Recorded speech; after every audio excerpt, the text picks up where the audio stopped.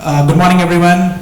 Thank you so much for joining us. I know it was a busy morning for some of you. The traffic must have been demanding. So thank you for taking time out of your busy schedules and joining us here. So my name is Harshvardhan Sharma, and I have the privilege of moderating this panel. This panel is about automotive electronics.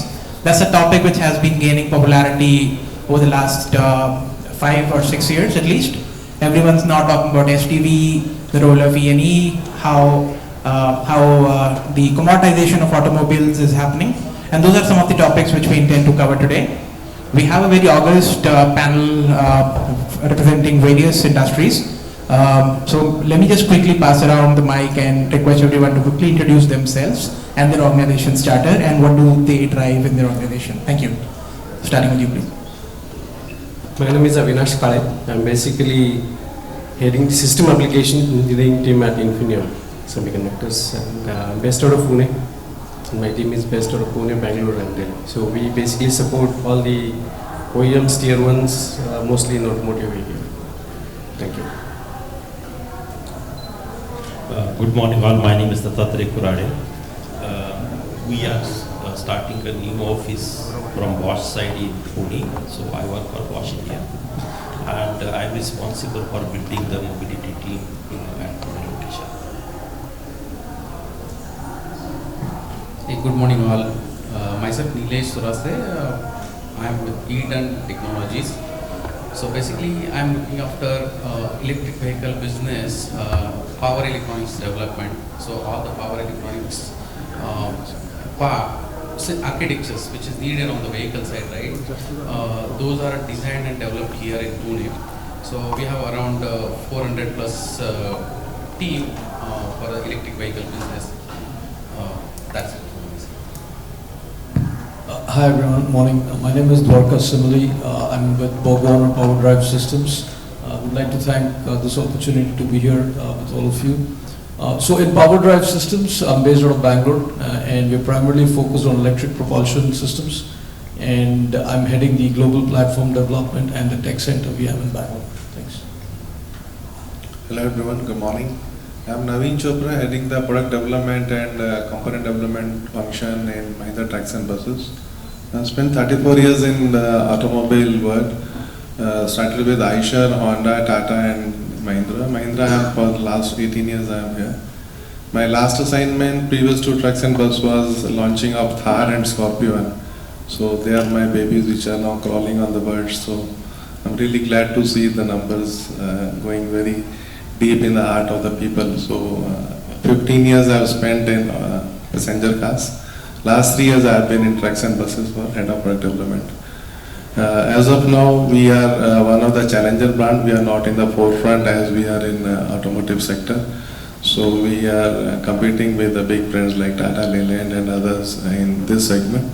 We have a great plan for the next 10 years to increase our market presence, and also we are investing heavily in this business, and a lot of new technologies we are working on, including the other fuels, alternative fuels also we are working. I have my team also here who is part of the team. So thank you all for giving the opportunity, and look forward for a nice interaction. Thank you. All right, thank you very much. So with that, let's begin our discussion. But before we do that, let me begin with a light-hearted question or thought for everyone. So I would like to ask all of you to talk about one automotive gadget or feature that you cannot live without in your personal vehicle, and why.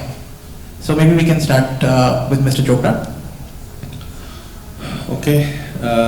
Yeah, since I have been designing vehicles for last 34 years, there are a lot of things which I would like to take forward. But if I say today, for me, other than the 5 wheels, 5 wheels is the art of terminology. 4 wheels on the ground and 1 wheel in the hand, which is the steering. So other than 5 wheels, we need one cockpit or one panel where we can get relieved from the external world and the internal world. Means all those things should come in one infotainment box, and then we work on it with some finger touch, that's all. So that's my key thing, that we should have an infotainment box, which is there today, but with more and more of gadgets, connectivity, CarPlay and all those things, so that we are relieved to drive and focus on the drive rather than focusing on many other switches and buttons on the panel. So my take is infotainment panel is one of the things which I would like to have a kind of mandatory in the system. Thank you. Sure, thank you. Yeah, so I think for me, being a propulsion guy, I would say in the hybrids and EVs we have the hill hold option, and I think that driving around dense traffic, and you really start to appreciate the technology that goes behind that feature, from electric machines, power electronics, designing that seamlessly with the driving experience. So I feel that has been really one of those wonderful features that vehicles are now starting to provide, that even new adopters to hybrids and EVs can really quickly relate and they find the benefits of it. So that's my feature.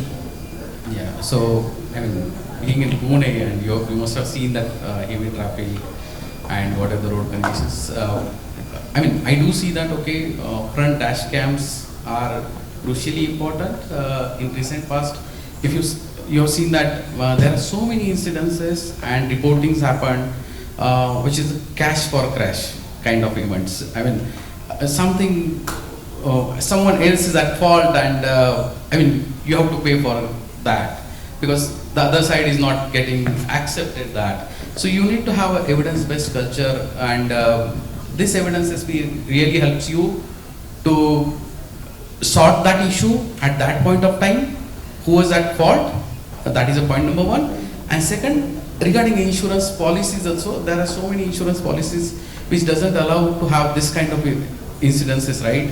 So then, I mean, take a case of 3 cars are dashing to each other. The last car is dashing to the middle one is going to the next one. Middle one is at not fault, but still he need to go with that, right? So this front dash cams is something which I see that, okay, crucially important and can be an integral part in the upcoming vehicles. I mean, should be there, recording should be there, so that it helps. Thank you. It's very interesting you mentioned about dash cams. I'm just thinking of a scenario where there is 2 cars with ADAS, with dash cams getting in an incident. Which algorithm to believe? All right, so with you, sir. Yeah, so this is a difficult question for an engineer who worked quite long on different systems, but as a user, basically, I like driving long. So this year I managed to drive to Himachal and Eastern Ladakh. Last year I managed to drive to Jammu Kashmir and west part of Ladakh. Year before that I managed to drive to northeast, basically from Pune. So for me, the most important part is my airbags. They will ensure I drive next year as well. so I still pick airbag over everything else. Sure, thank you. So airbag, but not to be used. Right?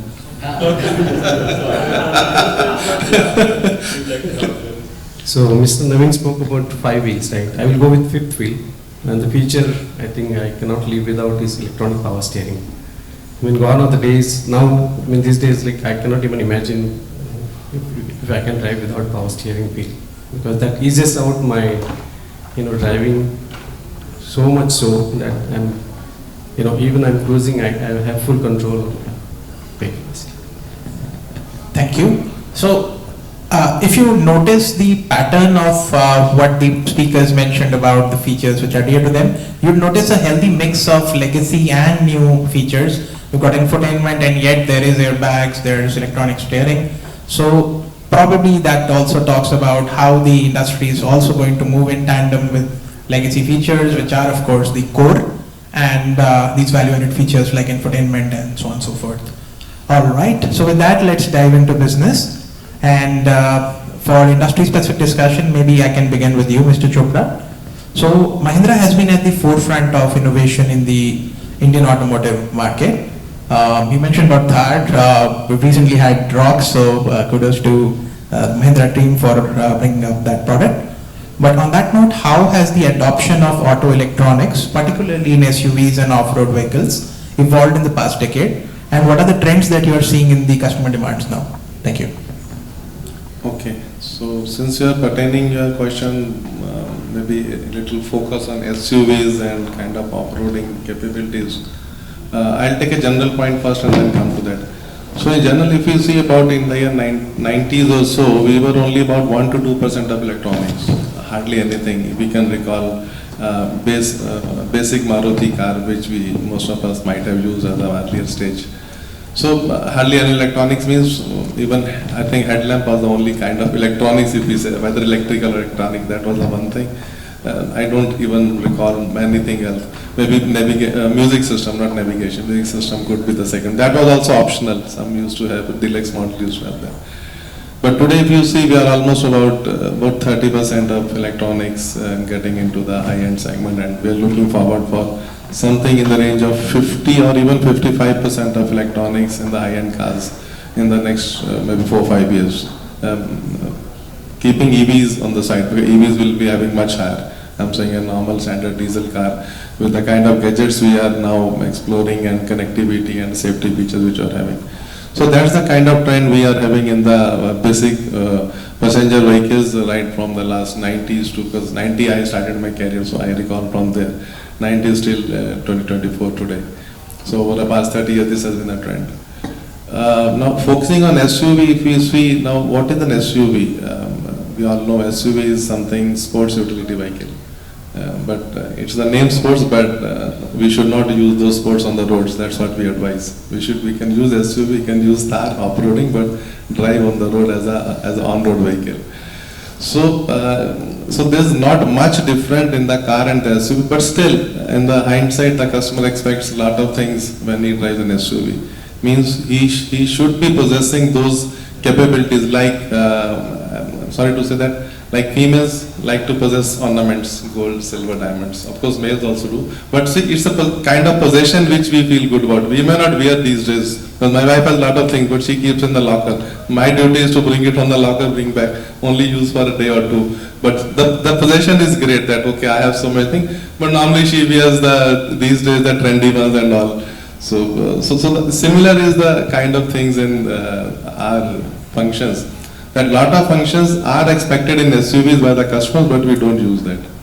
Means off-roading capability, safety features. So all those things are there. So if I start from there, the first one in SUV is I should be having a very, very high off-roading capability. That's the first thing comes in mind. Means I should have a traction control. I should have hill hold assist. I should have other kind of four-wheel drive options. So all those things should come handy, and those features should be electronic driven. They were there earlier also, but now I want on the touch of a button. So these are the kind of capabilities I want on this thing. Second is I want a safe. When you think of SUV, the very first thing, even before off-roading, comes with the kind of safety that I am in a bigger vehicle, I am in a stronger vehicle, muscular vehicle, and it is safe to drive.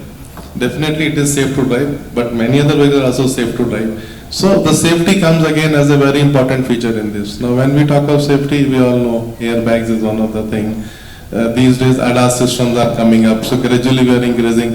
There are maybe I'll say basic 5 levels of ADAS. One is the basic ADAS, that we have something where the vehicle is in control of a person, but that gives signal to us. And then the highest level of ADAS is that we give a full complete control to the vehicle. So these are level of automations which we are giving. So ADAS is one of the safety features which you want. Then airbags, as we just discussed, is one of the thing. AEB, autonomous braking, we have those things in place. Then we have got many other systems which are not safety system, but which are kind of luxury system. Auto parking. So that is the kind of luxury we are getting into. And then, of course, as we grow further, we want lane departure assist system, then we want full control automated system. So that's the things that are growing, things are working out. So this is the kind of second set of expectation. First is off-roading capability, second is the safety. And the third comes in hierarchy, I'm saying, for SUV. Maybe for car wire it may be different. The third is the luxury system, like I want a full control of everything on my finger, like I said in the infotainment, or maybe one touch panel besides my. I want a seat position for myself to be in a comfortable position, and every time when I drive, it should be on one touch. So we have an auto seat setting arrangement. Touch of a button, the seat gets adjusted, the backrest, the base, edge point, everything comes in. So this is one feature, small thing. Then we have got, like, these are now all the things, auto glass winding, the power steering systems, all those luxury features which are all now there. So they are the third set of expectations which a customer desires from SUV. And the fourth one comes in, which are very basics, like as you said, the legacy system, the power steering system, the system of getting into the car, then you have a lamp on, lamp off. When you switch off the car and when you lock the car, there is a parking assist light. So these are the kind of systems which are very basics. Basic means we have already started 10-15 years back. Now they are the part of even base model. So this is the kind of electronics which have been coming up in the SUVs and the expectations. I'll just repeat so that we can summarize. Off-roading capability systems, safety systems, luxury system, and basic systems. And apart from this, EVs are the latest. I think very soon you will be seeing a lot of complete family of EV in the next quarter coming up from Mahindra Stable. Already many other companies have launched, but we are coming with a full-fledged, full-blown, home-driven, India-made, born electric vehicles as a part of our SUV stable. So sorry for taking long time, but I thought being an SUV person for last 30 years, let me just give a short brief on how we think on SUV designing when we do the design from electronics point of view. So very soon, I think everything of what I said, plus, you will be able to see somewhere in the next quarter when we are launching our full-blown BEVs, SUVs. Thank you. Thanks a lot. Thank you. Very interesting. And I think Mahindra gets the first word on SUVs. Today, roughly about 50% of the cars sold in India are classified as SUVs. And I'm saying the word classified because when foreign investors talk to us, they ask us, hey, what's happening in India? Is everyone suddenly becoming an off-roading fan? We see 50% of the cars are SUVs. So we have to educate them that it's the ground clearance 170 mm and above, which qualifies as SUV. So we've got hatchbacks earlier who are now suddenly identifying as SUVs, unlike true blue SUVs for Mahindra. And hopefully with electric also, one day maybe all-wheel drive EVs for Red Himalayas and other events. So hopefully. All right. So with that, let me move on to Mr. Avinash Kale to talk about Infineon. So Infineon is a global leader in these semiconductor solutions. Maybe we can just discuss some of the latest tech trends and advancements in the semiconductor, especially components sector, addressing the next generation application challenges. Thank you. Thank you. See, as you know, like semiconductors are at the epicenter of most of the transformation happening in the industry today and the innovations as well. So if you open any ECU, Mr. Naveen talked about, or any feature for that matter, what does it have? It mostly has three blocks. First one is sensing, second one is compute or control, and third one is actuate. So in sensing, we see a lot of innovations are happening basically in the areas of newer sensors, mostly for ADAS, automated driving, safety, as well comfort. We talked about automatic seat adjustment, right?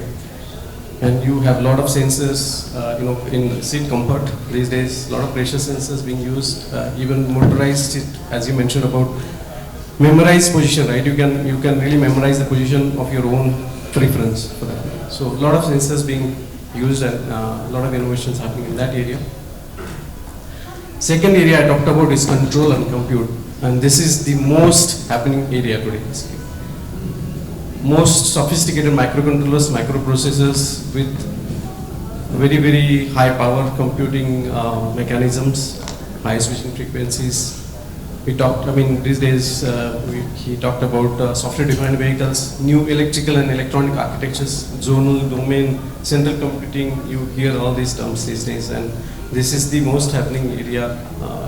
When I talk about innovations in this particular field, right? For software-defined vehicles, especially, the hardware must be ready for next 10 years. That means from the power point of view, from the connectivity point of view, from safety point of view, from security point of view. Really, a lot happening in this particular area. And third section, I think, which basically is power electronics. Maybe Nilesh will talk a lot about it, but just to brief, right? A lot of innovations happening in power electronics today, and mostly driven by electrification. So you see, electrification is the most dominant area for power electronics today.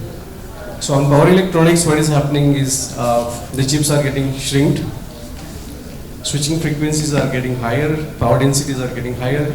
You are trying to extract more power from small, tiny little components, and more efficiencies as well. At the same time, you're not satisfied with 80%. You want 97, 99% efficiencies.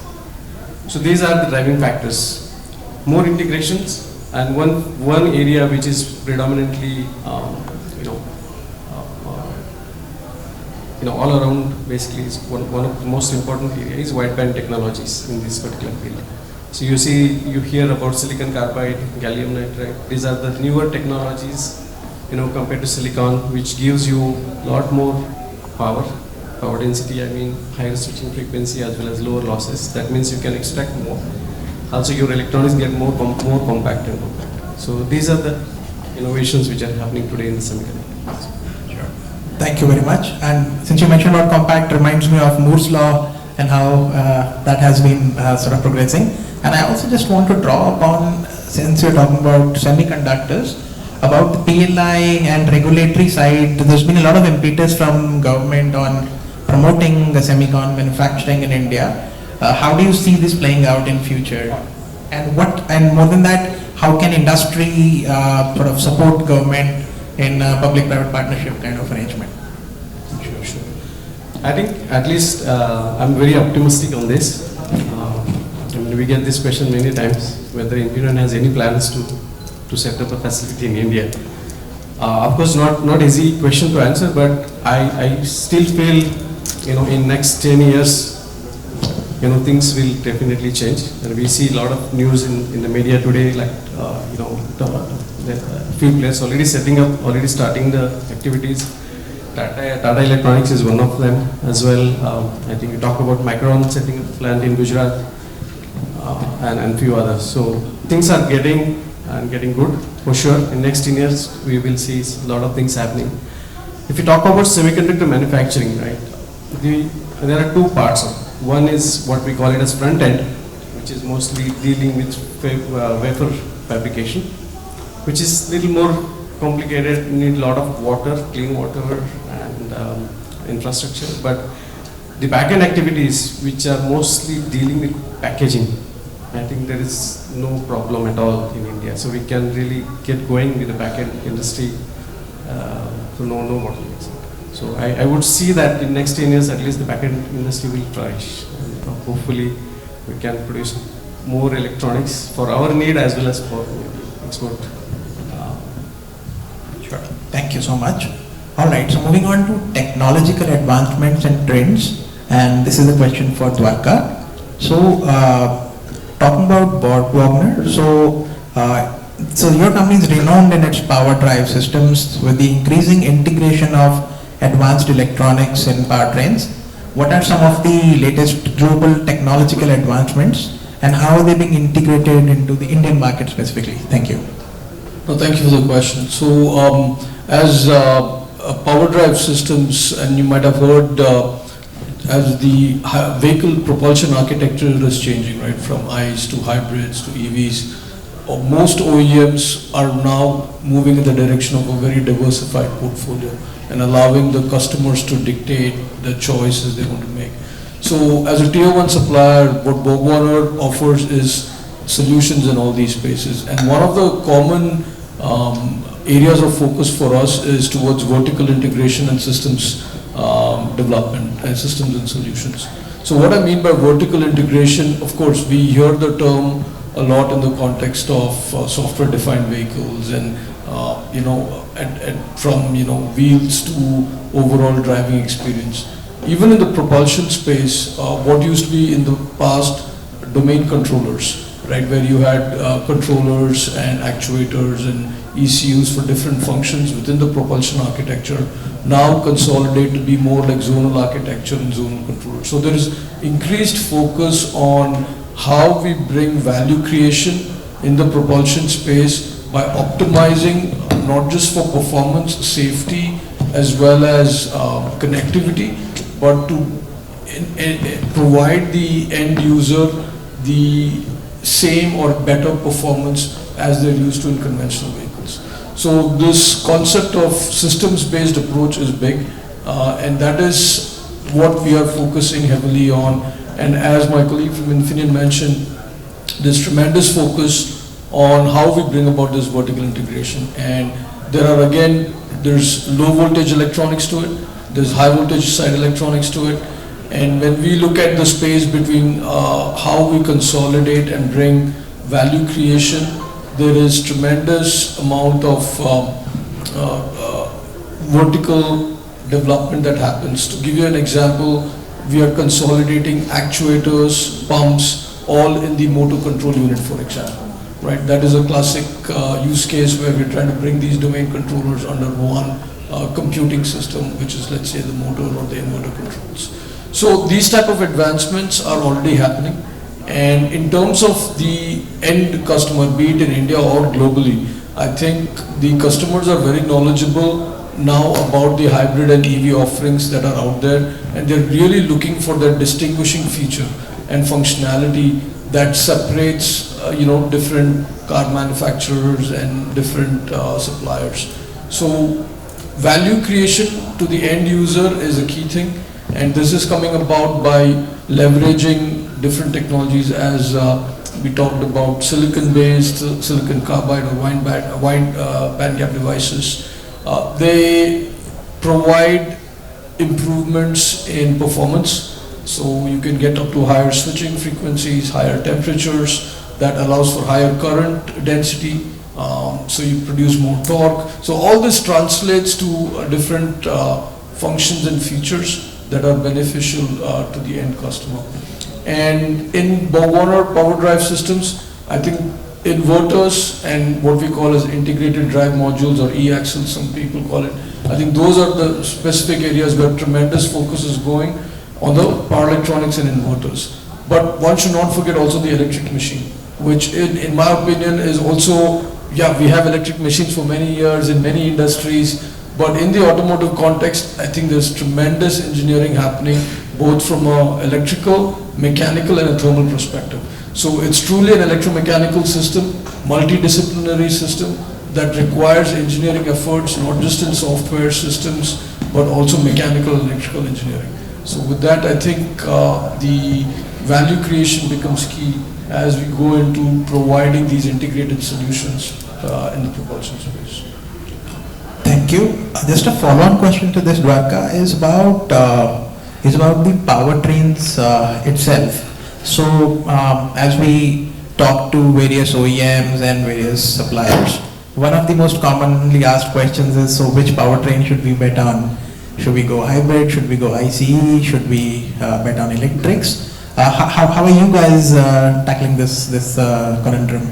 Right, so as I mentioned at the beginning, I think our approach is a very balanced approach, and if you look at the components and systems we provide, it's primarily focused on torque to wheels. So we are agnostic to the energy source. It's batteries today, it could be fuel cell tomorrow, but you still need a DC-DC converter, you still need an inverter, you still need an AC machine, be it an induction machine or an IPM machine. So those components are still needed, irrespective of the energy source. And when it comes to the hybrid architecture, or whether it is plug-in hybrid, series hybrid, parallel, power split, I think they are all variants within the vehicle platform architecture. So it depends on how the OEMs and the customer base see the adoption, but from a tier 1 position, we are there to support any of those architectures. Understood. Thank you. So in a way, spreading your bets and playing on all horses. Makes sense? Right. All right. Thank you. All right. So moving on to Mr. Surase to talk about power electronics. Maybe I could request you to talk a little bit about some of the emerging trends in power electronics, particularly areas like traction inverters, powertrain solution, e-axle, the 3-in-1 product, combination box, IoT, and also maybe you could talk a little bit about India-based manufacturing benefits and how do you see them impact the industry? Thank you. Hey, thanks. So I'll split this question into the multiple segments. But first thing, if you see the power electronics trends, right? Everybody is moving. I mean, almost all the industries and OEMs are moving towards the electric vehicle as the future, right? And if you see that electric vehicle as a future, complete electric vehicle architecture, we have a battery management system. Before battery management system, ideally to charge the battery, we need to have OBCs, right? Onboard chargers. Then battery management system. Then we have series protections devices, basically maybe a contactors, fuses, or a breaker kind of technologies, which Eaton is having, USB in that particular ERAM. And then downstream to that one, it's the power distribution systems, right? So earlier that power distribution systems were kind of electromechanical, like a fuses and contactors kind of things. But in recent past, as a power electronics is emerging, this power distribution becomes a very smart one. And they are moving towards the solid states power devices. So when I say that solid state power devices, it comes with the high power density product deployment. Then once the power is distributed, where is it distributed? It goes to the DC-DCs, your auxiliary loads, your traction drives, right? So when you say that, okay, what we actually do in the traction drives, right? So if you see the traction drive, basically you must be knowing that, okay, defining this standalone component is very easy. I mean, it's been matured by many of the players at this point of time.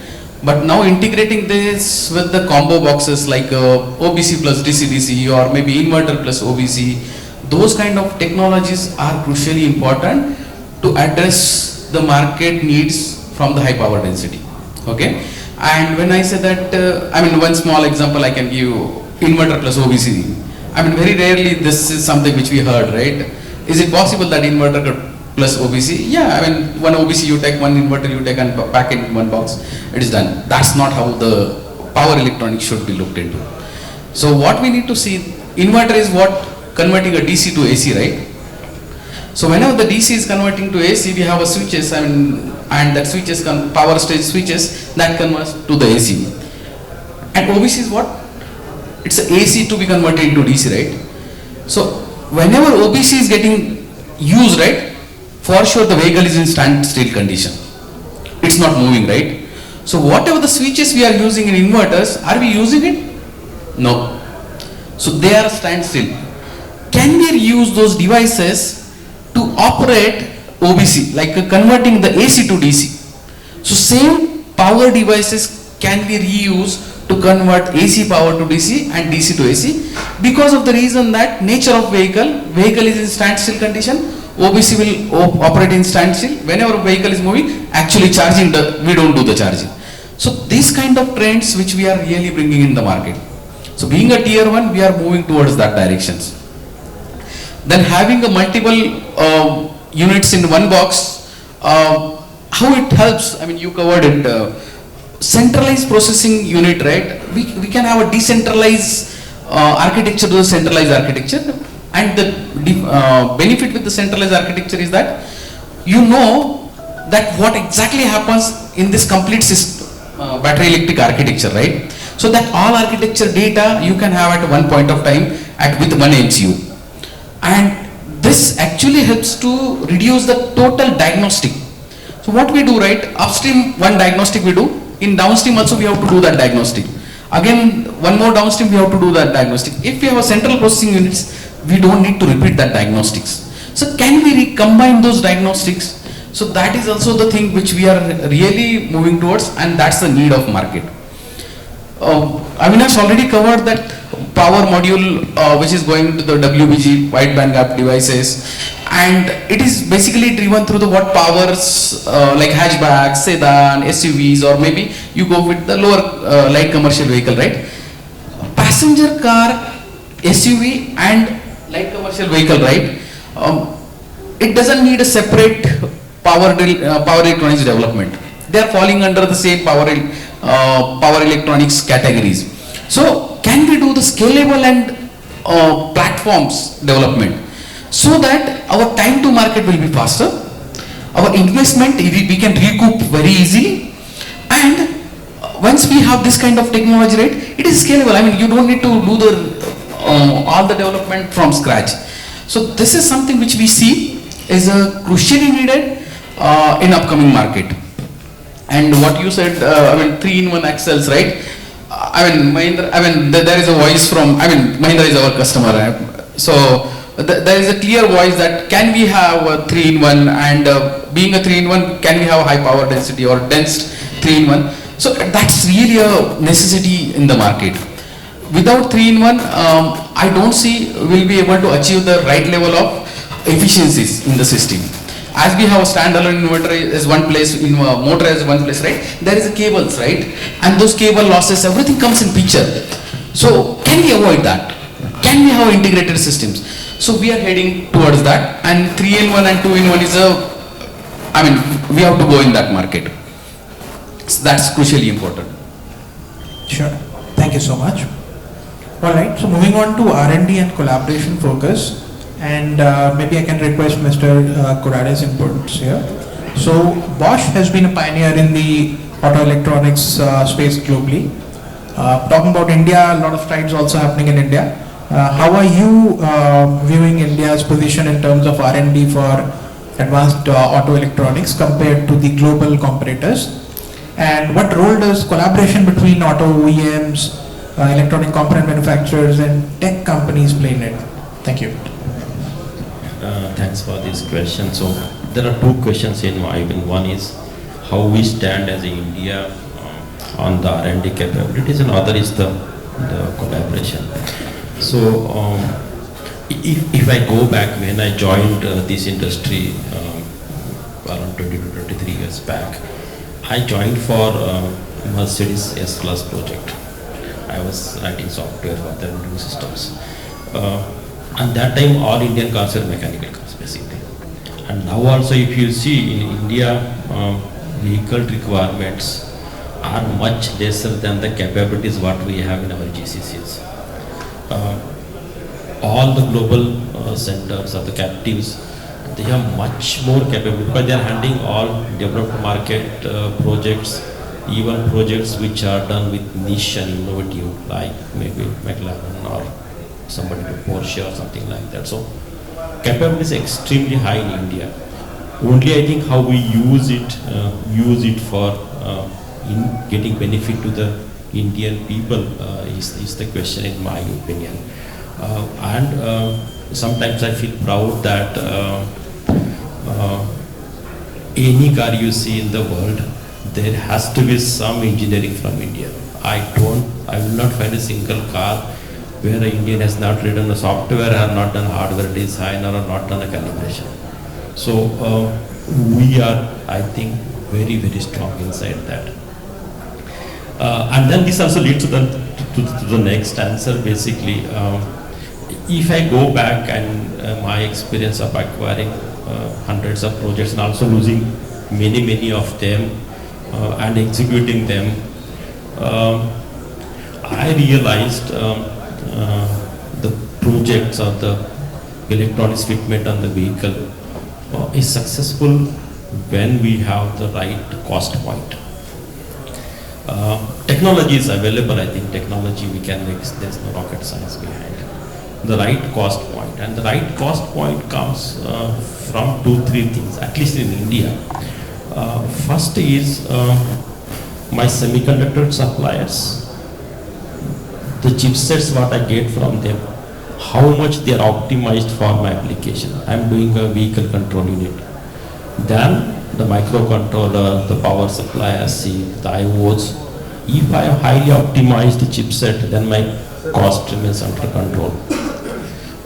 Then another is, let's say, my OEMs. If I'm doing for one OEM with a low volume, my cost is out of control because my development cost will be much higher.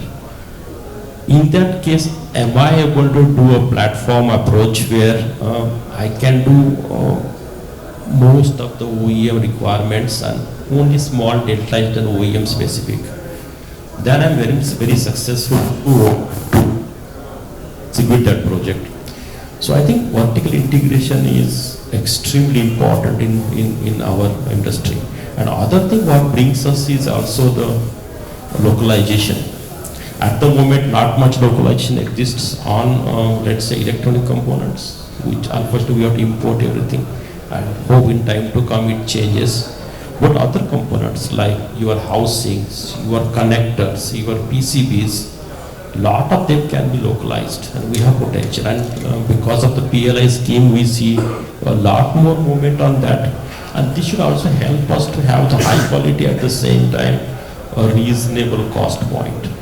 So that's why I see the whole ecosystem working for each other. From the manufacturing side is essential. From the software side or the services side, what we bring inside cloud or all those, I think we are much ahead than what is required in India. Okay, that's my feeling.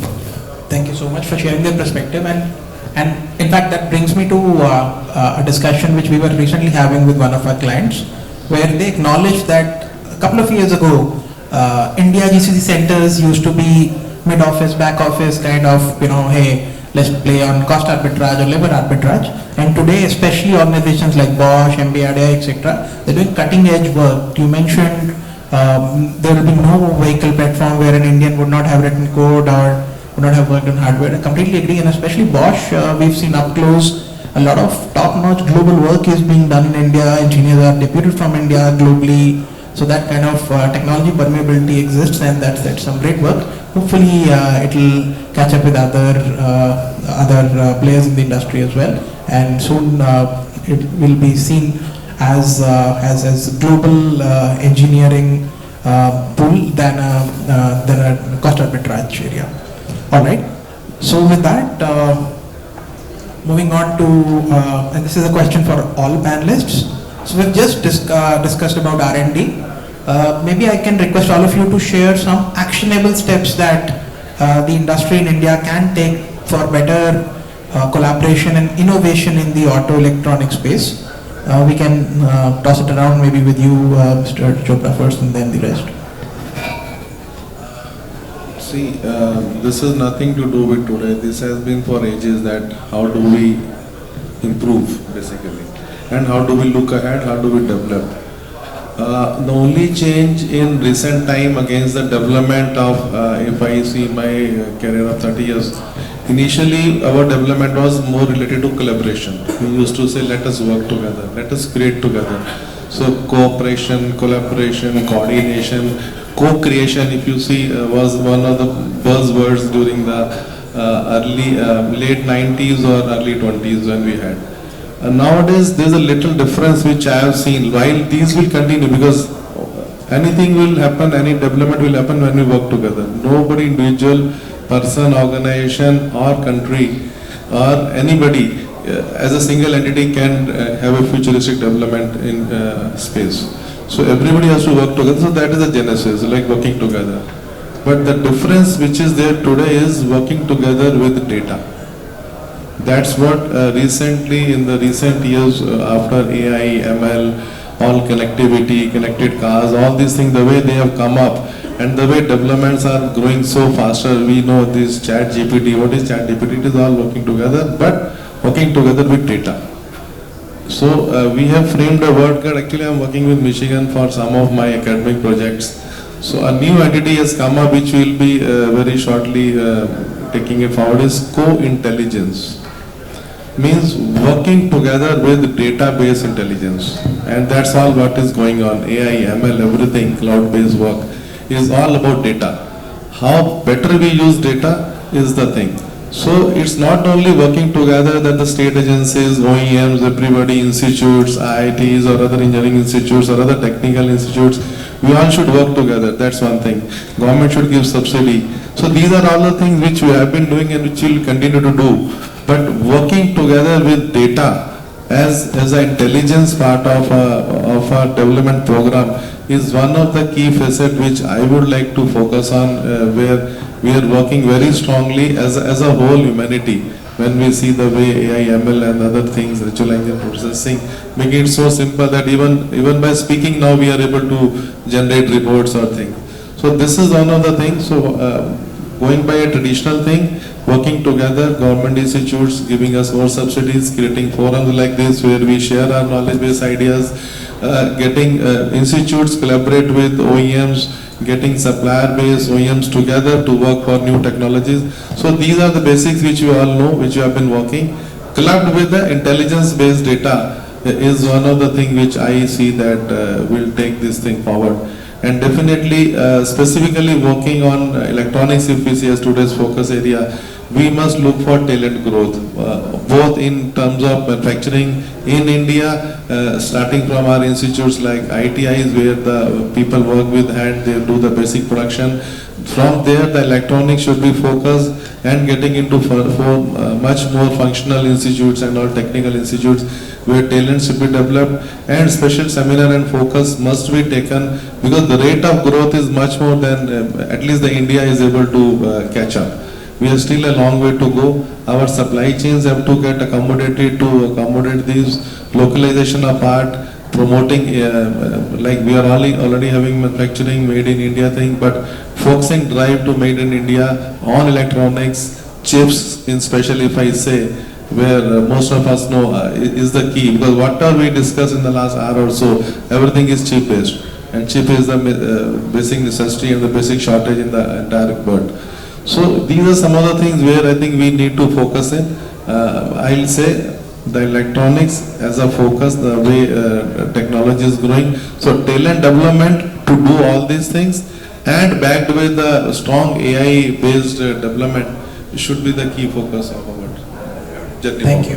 And very interesting, I think I would just like to also extrapolate this to saying that if you look at some of the developed markets, let's say Japan, Germany, their government also played a very large role in forming a consortium of these systematically important industries like automotive need that kind of fillip. Japan, for example, classic case, if you look at the Keiretsu's, what they call the cluster of companies, a lot of common resources are shared.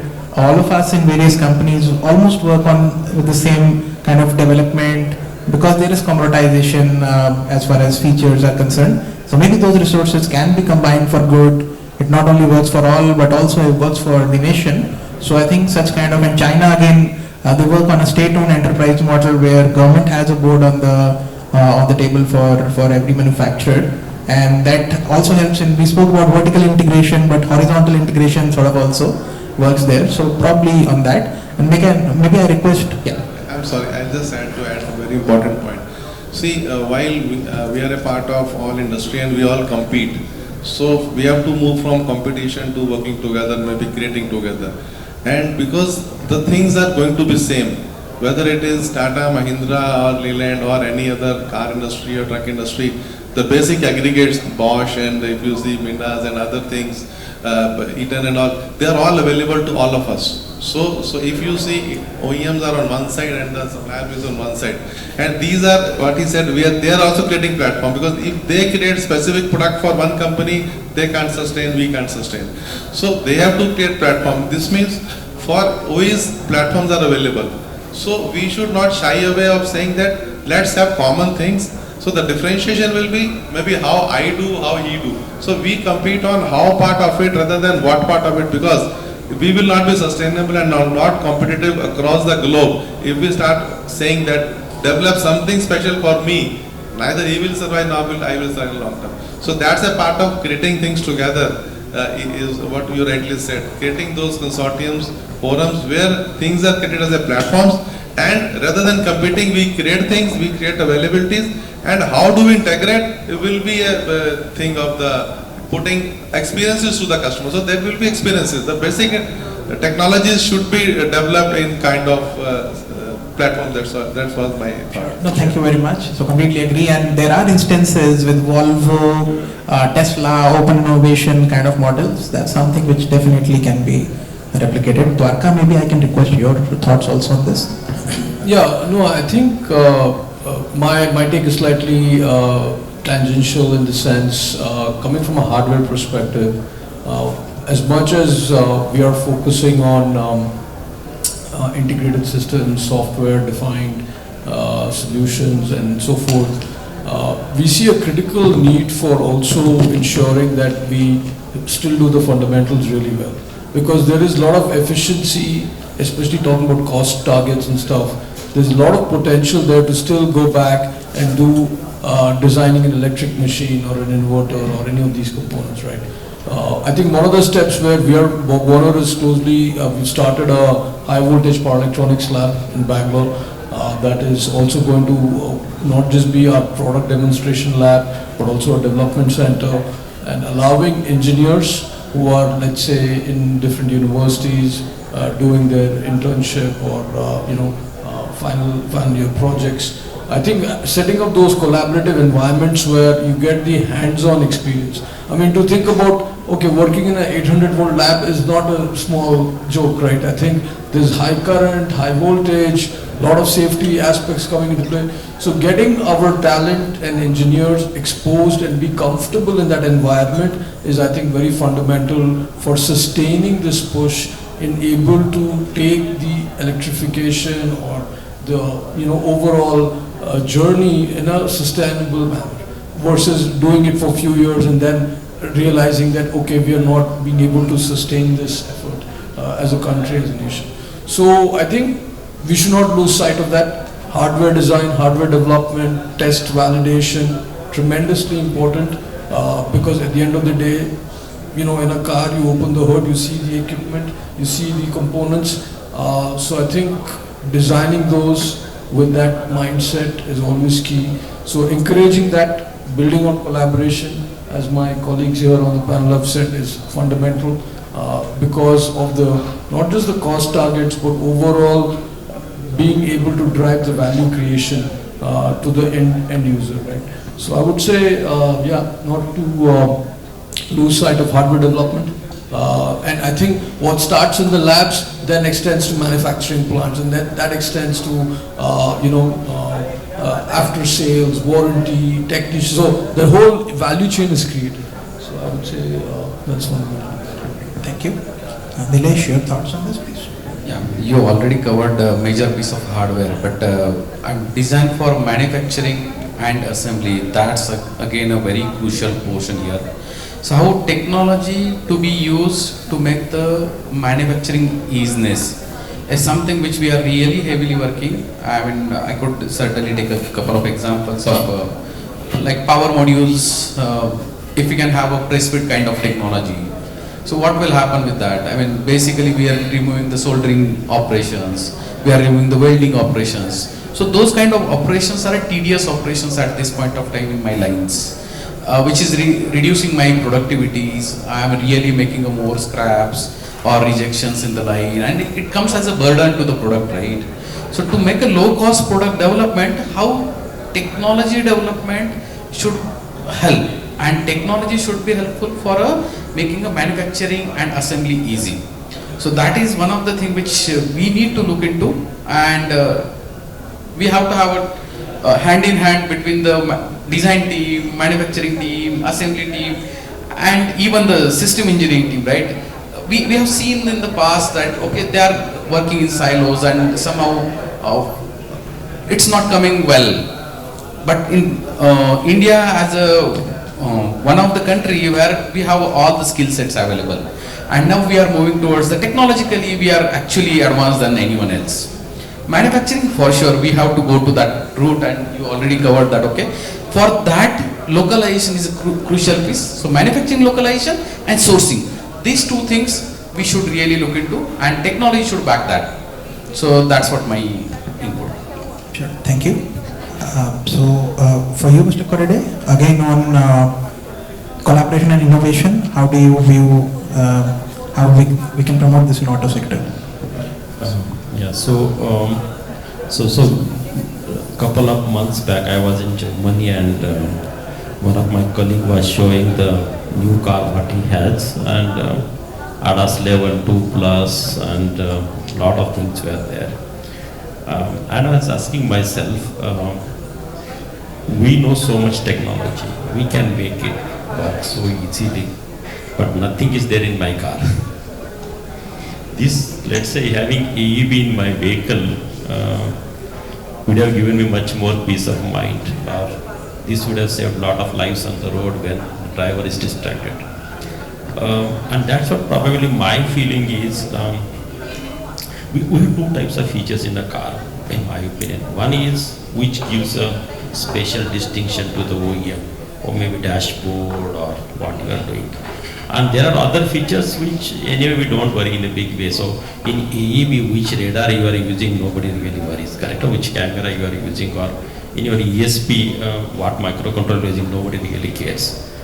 So the features which doesn't give really big benefit or cannot be distinguished by the end user, I think we should really think about how do we make them cost innovative. Let's not worry about the function. Function is there, well established, and that's where the vertical integration will be very, very useful. So make it cost innovative, ensure that these life-saving or environment-saving technologies are there in each of the cars in India. And we should not always keep talking, oh, we want the most cheapest car in the world.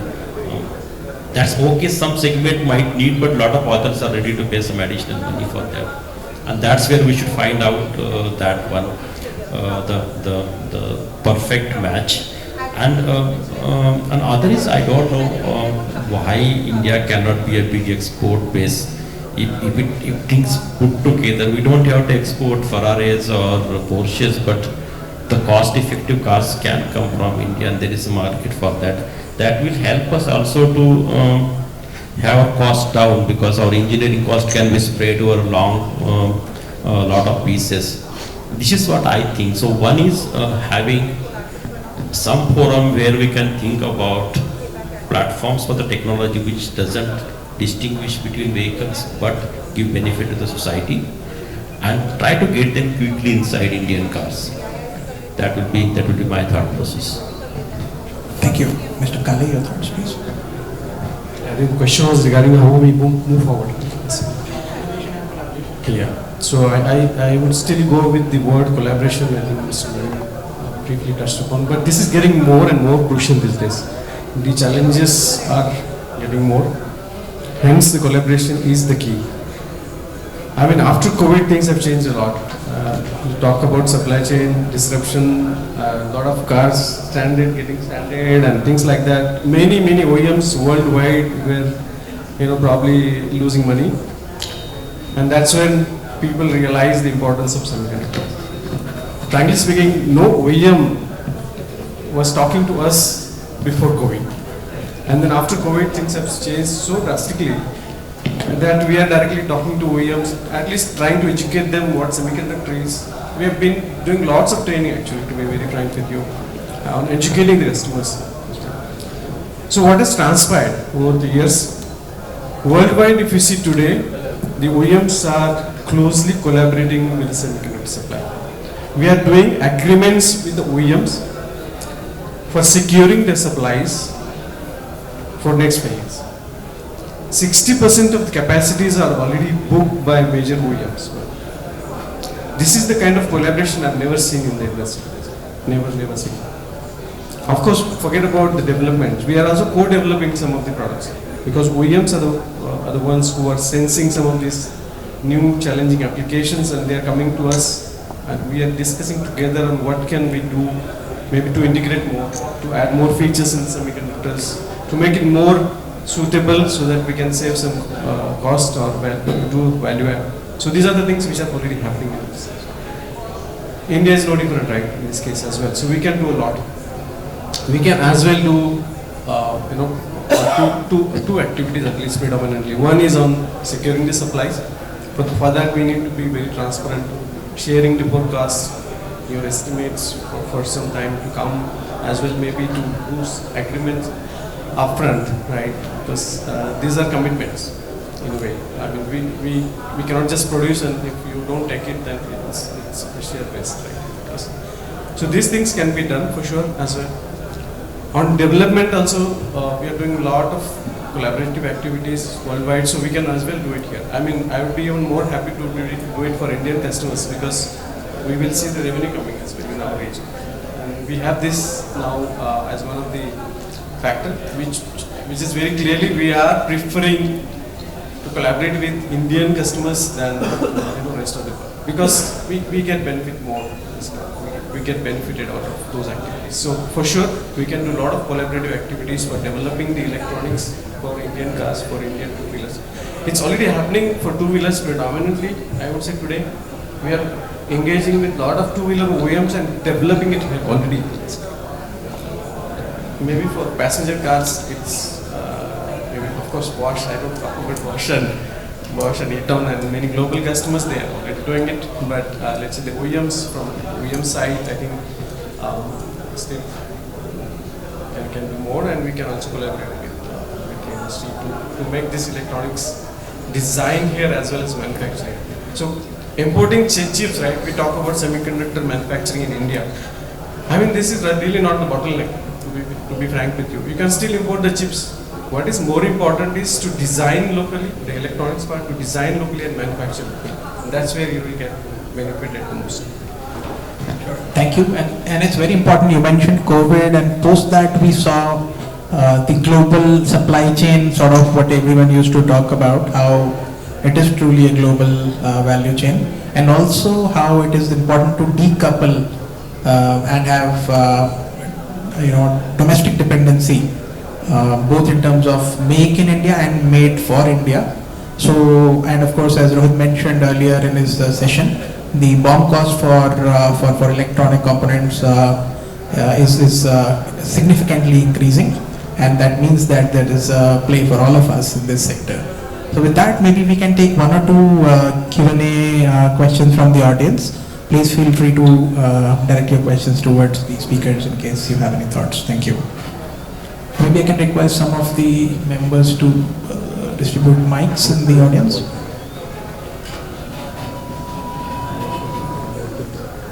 We have some questions here in the front tables, please.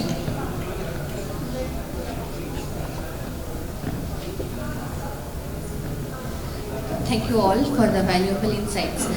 I was also looking about the sustainability and circularity, that probably someone will touch about it, because that is going to be the biggest one, even if you have to sustain in a longer way in India or anywhere in the world. Probably Reman is one small part of it, where we can do the remanufacturing of existing hardware and then try to use it in a good way.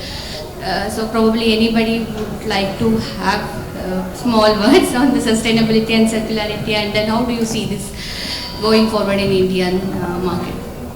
Yeah, sorry we missed sustainability, so it's important with EPR, especially all the more mandate for every one of us. Maybe someone wants to take it up. Yeah, maybe 2-3 of us can share. First of all, apologies for not taking this topic.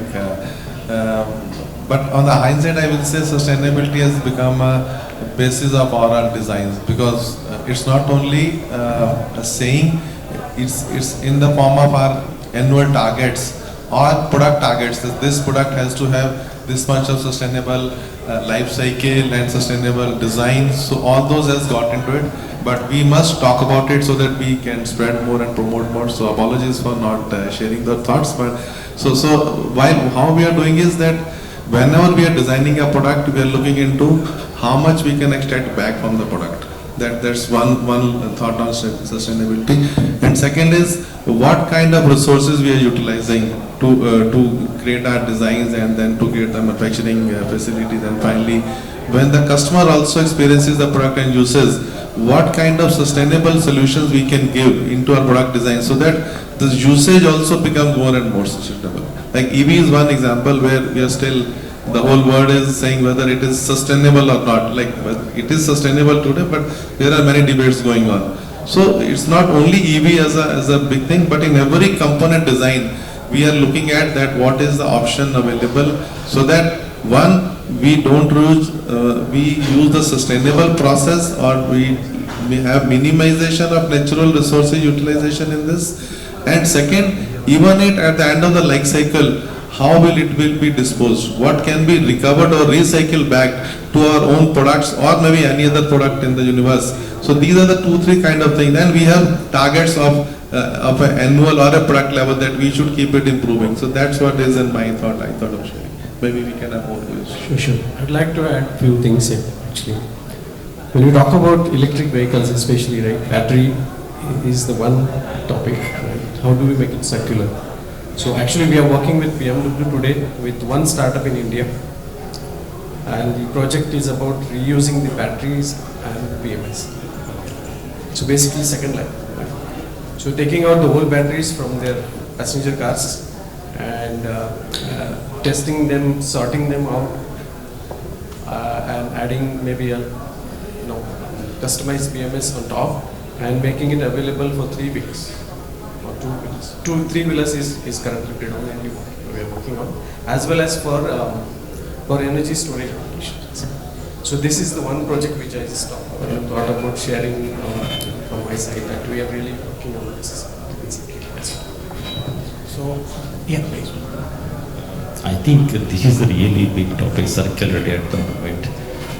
In fact, we have a lot of plants and we produce electronics, mechanical weight components, also the motors and all those. I think current problem is, let's say I have a component, take a injector or take batteries, also the regularly used example. When I manufacture, I know what are the metals it has or what are the components it has. But when it gets to, let's say, recycling, the recycler don't know the exact composition of that.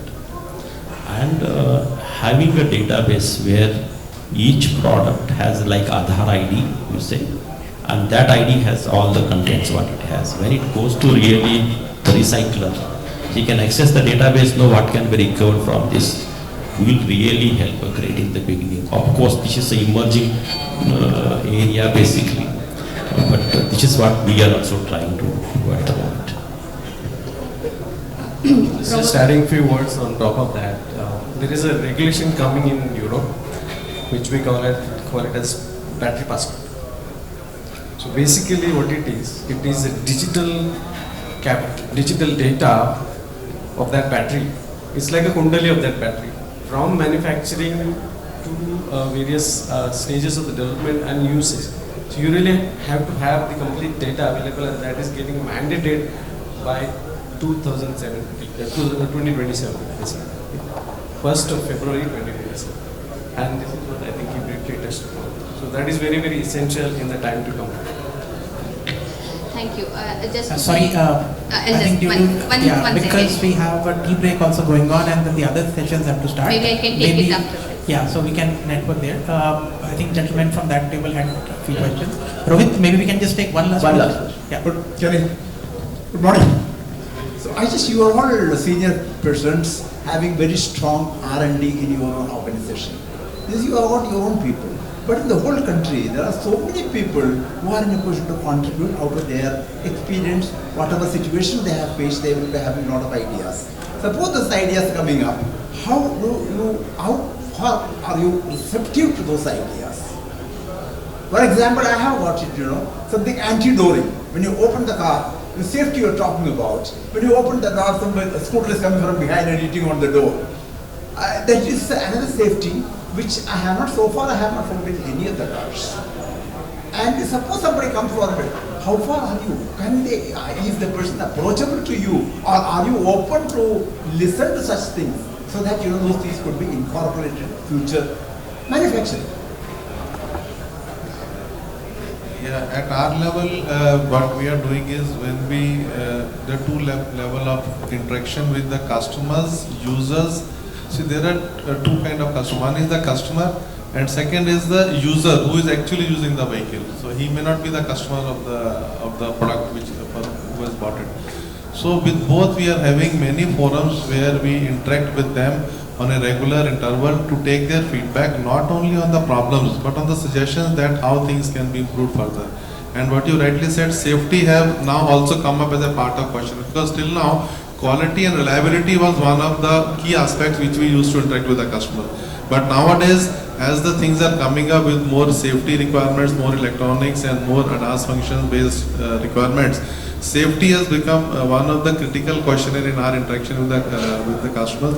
But your point is valid. Maybe we can extend beyond our even core customer and people who may or may not be related to our product. From there, how do we take forum? There are many ways where things are getting as a part of, okay, we do an online survey, we take inputs.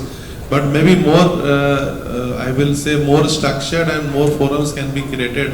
What we are doing with today educational institutions and others can be done with more, I'll say, public-centered feedback.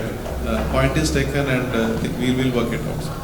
But a All nice right. suggestion. So with that, we've come to the end of this panel discussion. I know audience has had few more questions, and as much as I would have loved to take it, but I think there are panel sessions also ongoing, and there is a tea break which also had to be accommodated. So I'll not come between you and tea, and let the sessions flow. Once again, thank you to all the panelists for your valuable contributions.